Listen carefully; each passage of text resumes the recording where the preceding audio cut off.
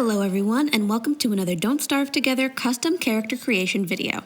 In this video series, I am making my own fully fleshed out concepts for Don't Starve Together character mods, complete with lore, perks, items, and now a skill tree. For today's custom character concept, we ask the question, what if everyone's favorite crabby hermit lost the N in NPC? Navigating through the character select screen, we come across Whirl, a cute little crabby creature who washed up on the shores of the continent, confused and looking for companionship.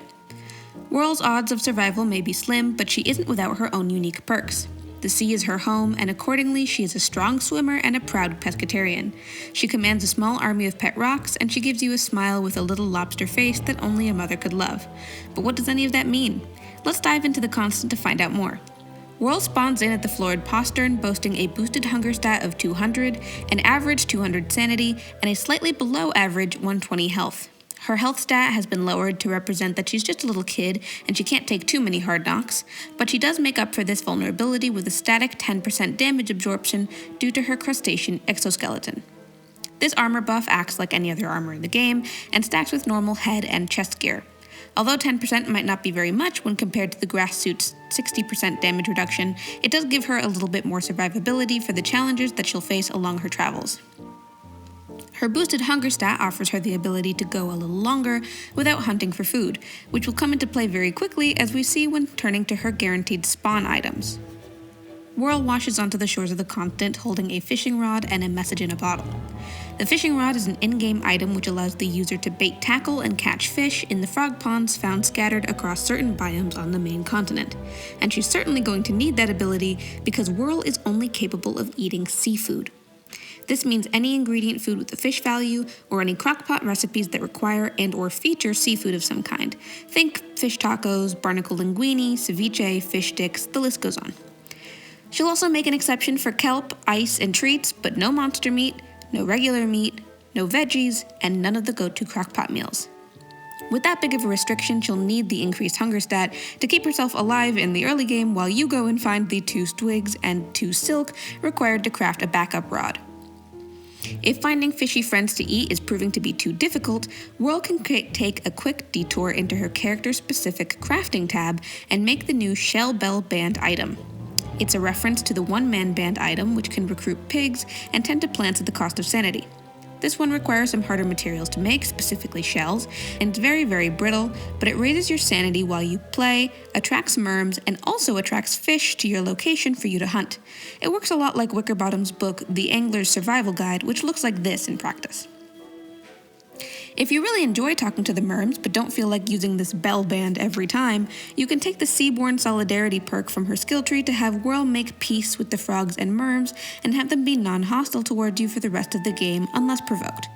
They're all amphibian life after all, and Whirl has enough to deal with since the pigs considered her to be a monster of the constant and aggro on sight. If fishing is really not your thing, but you still don't want to starve, you can also peek into the skill tree and grab the Stab Happy skill, which lets you launch your spear into any body of water and pull out a fishy meal. This method does immediately kill them though, so it's not recommended if you're looking for a pet. Once you've got yourself a nice haul of fishy material, you can always head back into the skill tree and pick up the Seafood Diet skill for more fish-based recipes to experiment with. Some of these recipes would be intended to offset the deep loss that is being unable to eat mushrooms, meatballs, meaty stews, or pierogies. Clearly this character is going to have to spend a considerable amount of time fishing, but Whirl doesn't mind. She loves to while the day away, and she gains a very tiny positive sanity gain from fishing and using her parasol in the sun. She also gains sanity when she's wet, seeing as she is a fish after all. But much like Wirt, if you let her dry out, it will start to take a noticeable toll on her mental health. In the same vein, be careful not to let her overheat, as she's more prone to it than other characters. Luckily, she offsets that issue by being totally comfortable in colder temperatures than some other characters can withstand. While she's fishing, Whirl has a very small chance to pull up shell bells and message in a bottles instead of fish. The shell bells are a vital component of most of her personal crafts, and the message in a bottles can provide some empty jars and eventually point you towards hauls of ocean treasure. But the first message that any character reads from a message in a bottle, like the one that Whirl spawns into the constant with, will always illuminate one very specific island destination. Every message she dredges up afterward serves as a constant, painful reminder, calling her in a direction she can't yet reach beyond the main landmass's shores. So, it's time for Whirl to set sail. Much like Wickerbottom has access to the Science Machine's crafting tab upon spawning in, Whirl begins the game with access to every craft under the Seafaring tab, meaning she doesn't ever have to build her own think tank. This gives her easy and immediate access to boats, rafts, and oars that she can use to sail out into the ocean beyond. If you're worried about your nautical abilities or you're just not a big fan of sailing, fear not. Whirl's skill tree gives her access to a wide variety of seafaring abilities to keep her comfortable amongst the waves. Learn Krabby Paddle to completely negate the effects of drowning, instead appearing on the nearest shore, completely drenched but with your health and items still intact. Swim Lessons allows Whirl to navigate the ocean even without her boat, at the cost of constant hunger drain while swimming. It's not very efficient or very fast, but it means she can fall into the water and paddle her way to a rescue boat if ever the need arises. Fish in Water upgrades her swimming skills to the next level, letting her actually swim as fast as any boat at a reduced drain to hunger. Any items you have on you during this time stay on your person, but anything in your default inventory bar is soaked through immediately. Things in a backpack will slowly get wet as though you were standing in heavy rain, but Whirl can eventually craft a little waterproof rucksack from her crafting tab to store her things. I'll be honest, I didn't draw that one, but feel free to imagine the item as you see fit. Krabby Paddle, Swim Lessons, and Fish in Water must be taken in that order, but once a skill point is put into Fish in Water, 3 additional swimming skills become unlocked that can be taken as desired. With new depths, Whirl can spend a chunk of her hunger to dive into the water, allowing her to pull up a single item from a loot table and drag it back to solid ground. This acts like a very tiny version of the treasure chest pulls from a pinch-and winch, and it has to be dragged back to a boat or to shore to be opened. While dragging it, Whirl is slow in the water, as if she was carrying a suspicious marble piece on land. The strong swimmer ability can be acquired to negate that debuff, allowing Whirl to ignore the weight of diving rewards and to swim without any drain to hunger at all. Finally, the Lifeguard on Duty skill lets you keep your friends from drowning. Anyone who was on a boat or within a certain radius of you when a boat collapsed retains whatever items they had when they're sent back to shore. Whirl feels so at peace at the water that she might realize she doesn't want to return to dry land. Taking the Water Home skill will allow Whirl to craft free-floating docks that can be placed anywhere in deep water and remain still and steady like land tiles so she can have her own fish-made island home. These docks can't be used to garden or to plant seeds or trees or anything else, but they can accommodate any structure or attachment that could usually be put on a boat or in the Seafaring tab. Picking up the Netting Season skill unlocks a new attachment that Whirl can craft and tack onto the side of the docks. Baiting these nets and allowing for a bit of time will eventually have them snag 2 or 3 fish equivalent to what could have been caught with the same bait using a sea fishing rod. This allows Whirl to collect her food of choice passively without always having to sit or spear things at the side of the docks. But if swimming and settling down over the ocean aren't of interest to you, Whirl can also go the traditional pirate route and take up sailing over her oceanic domain. Pick up the Smooth Sailing skill to gain an increase to your ship's base sail speed, as well as a passive sanity gain as long as Whirl is the one rowing. To find your way to where you need to go, take the Spin the Bottle skill to learn a simple craft combining moon rock and an empty bottle. Place it down on your ship's hull in the moonlight, and it will spin towards the nearest island or oceanic mark of interest, guiding you towards Moonquay, the Lunar Archipelago, or even Pearl's Island. It's an emotional reunion when Whirl finds her way to her mother's lonely island. Pearl gains a few extra voice lines to say when meeting Whirl, and introduces you to some new skills on your skill tree as well. Trinket fishing drastically increases the chance for Whirl to pull up shell bells, meshes in bottles, and a few things from the diving loot table when fishing traditionally. Big Game Fisherman gives you better luck catching even bigger fish with both the rods and the nets to fulfill your mother's fetch quests and to eat better meals. With this skill, if you hang a big enough fish on a drying rack, you will now obtain a large fishy jerky instead of the usual small jerky that Whirl is unable to eat. The Bundle Bells skill will unlock a new craftable item called the Shell Bell Bundle. It's exactly like the Bundles of Thanks that Whirl provides when exchanging items with you, except that you can now craft one yourself and put your own items into it, which will never spoil well inside. It functions in that way, essentially like a bundling wrap. The recipe needs to be pretty intense to balance out that kind of upside, but I think in this case it could just use a whole lot of shells, and all of the shells would shatter upon being opened, meaning you would have to get them again. That still might be too easy to make, I don't know. Game statistics people can sound off in the comments about whether anything I have presented here is balanced at all. Pearl's final heritage skill remains locked until you fully complete her quests, at which point you can unlock the Hermit Home skill. This skill allows you to build your own hermit home as a placeable structure which Whirl can set down and upgrade over time, just like her mother's. It initially acts identical to a sleeping roll, but without durability. Then it can be upgraded to be equivalent to Walter's camping tent, and in the final upgrade will also passively summon schools of ocean fish more frequently in the area. But we all know what happens when the player is gifted Pearl's Pearl, so off Whirl goes to meet the second of her parents under distinctly less hospitable conditions. The Crab King doesn't offer any voice lines when Pearl approaches. He's far too beyond himself to recognize you now. This may be a good time to mention some crafts which Whirl was capable of making before, but only now recognizes why they felt so familiar. The Ronki Gauntlet is a weapon equipable in the hand slot. It deals 60 damage when in combat, but it also does extra damage to rock-based creatures like rock lobsters, and it can be used like 2 hits of a hammer to swing and destroy structures and boulders. Doing so drastically reduces its durability, but it comes in quite handy against the figure that inspired its design. The Crab King's crown is Whirl's signature craft and her most complex. It can be worn in the head slot and allows you to create and command the rock guards signature to the Crab King's fight. They act as followers tend to do, like the Bee Queen's Grumblebees or Wordsmur minions. They will attack anything that enters aggro with you, and they will follow you as far as they can go. The crown drains 2 sanity per minute per follower that you have actively under your command, which starts off negligible but can very quickly snowball. Where the real utility of the crown comes in is in the empty socket at its front, where precious gems may be socketed and swapped to provide static effects to your entire stone army.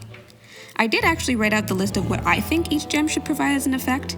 Many of these are based off of the global effects that they have on the King Crab boss fight when socketed into him, which is of course what this mechanic is referencing. Others serve as replacements when I felt like I had a better idea, or when the mechanics didn't translate well, like cannon damage upgrades. I would love to hear from the mechanics enthusiasts about these effects and whether you think the gem should be consumed by the crown like Winona's gem raiders do, or whether they should have no durability when socketed. I did my best, but I'm no game balancer. 2 notable effects of gems that can be socketed are the iridescent gem, which provides the effects of all the other gems at once, and Pearl's iconic Pearl, which essentially will give the benefits of Imagilluminescence, although this ability is locked behind a skill in the skill tree that we will get to in a minute. Speaking of the skill tree, let's go over the heritage skills specific to World's Crab King lineage. Healthy Crunch provides a new recipe craftable with salt, rocks, and ice, which provides abundant healing and a notable temperature reduction when eaten, as a reference to the Crab King's healing phase. In real life, salt lowers the freezing temperature of ice, or something like that, and essentially makes things significantly colder than they would be otherwise, so this snack can also be tossed at enemies to create small bursts of ice damage, very much akin to the Ice Staff's effect, but weaker, this being a reference to the Crab King's ice attack. The Wobster Wover skill allows Whirl to craft Wobster mounds and place them in open ocean, as well as to harvest both rock and Wobsters from the mounds periodically. This is to allow for a new method of rock farming, but it also provides a replenishable source of crab guard ingredients. I think of it like domesticated beehives, but they're Wobsters. Crown Control increases the number of crab guards that you can be actively summoning at a time with the crown, and adds 2 extra sockets to the crown which you can now slot more gems into to stack their effects. Nightly Duties is unlocked only after defeating the Crab King in battle, and it allows you to use Moon Rock to upgrade your crab guards into crab knights, who have better damage and health pools.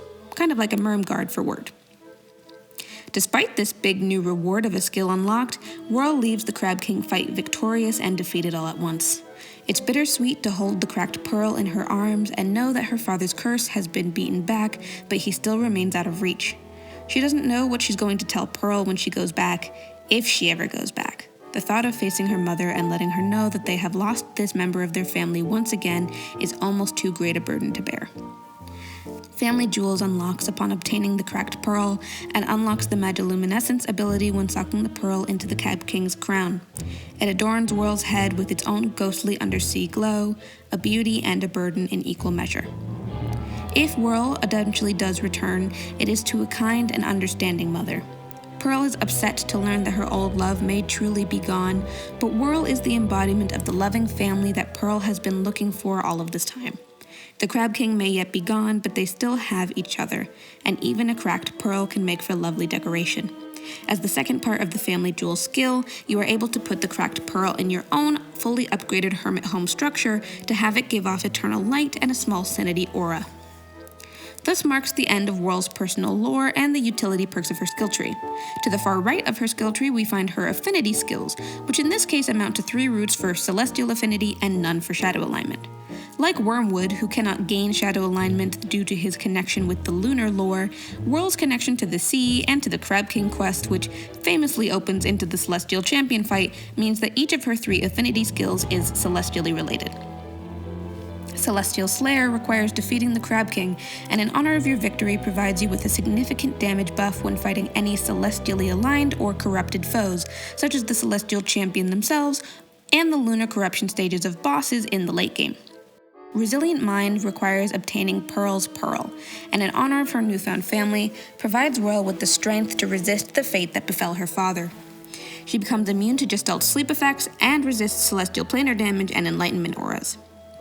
Finally, Lunar Legacy requires the defeat of the Celestial Champion and allows you to submit to the Call of the Moon. With this skill, you may further upgrade your Crab Knights with Moon Shards to give them extra celestial planar damage and resistance to shadow planar damage. And with that, we're done! Here is the completed skill tree illustration that I did for this character, complete with handmade backgrounds and icons and all of that. I love Whirl. She has become my sweet little baby of a character over the course of making this video.